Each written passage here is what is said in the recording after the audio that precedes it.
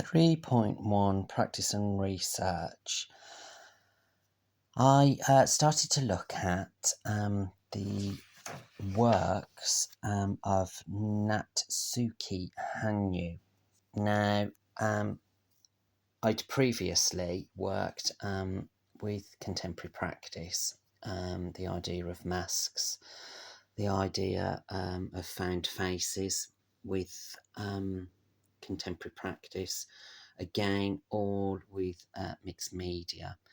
And as this process developed, and at the time, the diagnosis of my dyslexia, I became very despondent. So I created the textile warrior.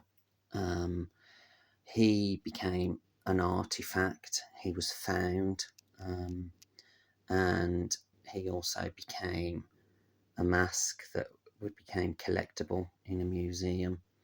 And he also became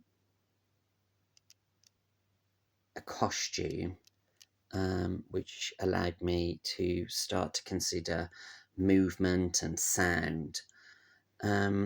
So this was an excellent recommendation from my tutor.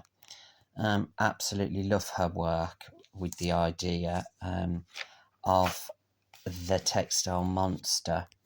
So again, as with other previous bits of research that I've mentioned, I've gone through exactly the same format, sifting and extracting any of the information that's most appealing to me. So I really would like to engage with making more use of this area, using the body, dressing up, maybe wearing some of my textile responses and so forth. But again, I'm going to kind of not necessarily use all of the elements. I think there's a little bit more research that needs to be done, but through this research, have found a very good understanding of Natsuki's approach, that it is actually possible to kind of adapt the body to movement, whether it be a headdress worn on the body, use the movement of the body. So kind of it's not too dissimilar with the direction that I was actually going in with contemporary practice. So I think I'm going to, at some point, find out which of the textile responses are going to I'm going to continue and move forward, and then start to adapt some of these inspired ideas from this research. We can see that I'm using a lot of words and bullet pointed statements from other artists, which I think is important. And then, I'm doing exactly the same, making these translations within my own work.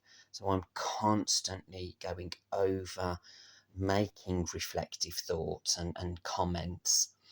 And I think it's kind of just over a period of time, it's going to be a case of just building up this confidence with this new way of learning and this new way of research, finding the balance between the research and the textile responses. And I do think probably is going to work really well.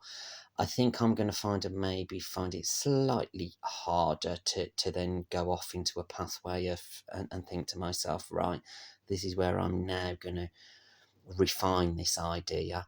But so far, this process seems to be working really well.